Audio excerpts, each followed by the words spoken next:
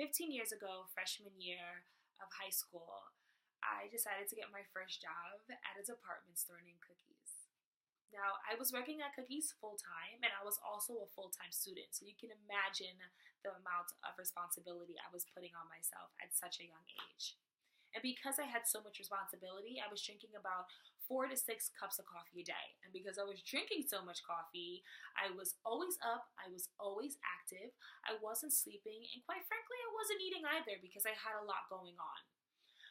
One day I woke up and I was feeling off. And I say off because during the time of the experience, it was hard for me to articulate what I was feeling.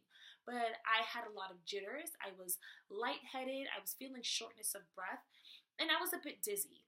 Never have I felt all of those feelings at once. So it was a little concerning to me. I called my boss and I told him I couldn't come into work today, and he told me he didn't care how I felt, that I needed to be there because they were short staffed.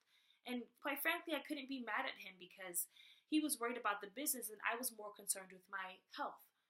So I went into work and immediately I went for a cup of coffee because I know that it powers me through a long work day. And as soon as I finished that cup of coffee, about maybe 10 to 15 minutes afterwards, all of the feelings that I expressed earlier started to heighten. So I was nauseous times 10, which was extremely frightening to me. So I went to Mr. Sal and I told him how I was feeling. He told me that I needed to stay because it was my responsibility.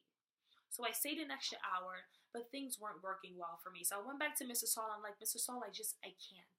I can't be here. I can't do this. Mr. Saul kind of threatened me a little bit and told me that it was imperative for me to stay or else I would be written up.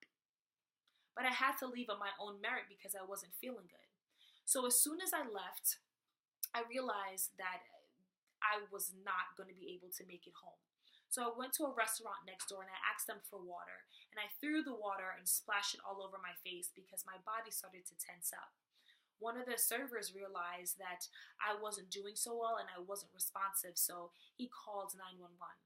As soon as the paramedics came, they told me that I was experiencing an anxiety attack. And so they put me in the ambulance, and shortly en route to the hospital, I passed out. When I woke up, I found myself inside of an emergency care room, experiencing different levels of anxiety. To this day, I have not taken a sip of coffee, and to be honest, sleep is one of the main focal points of my diet.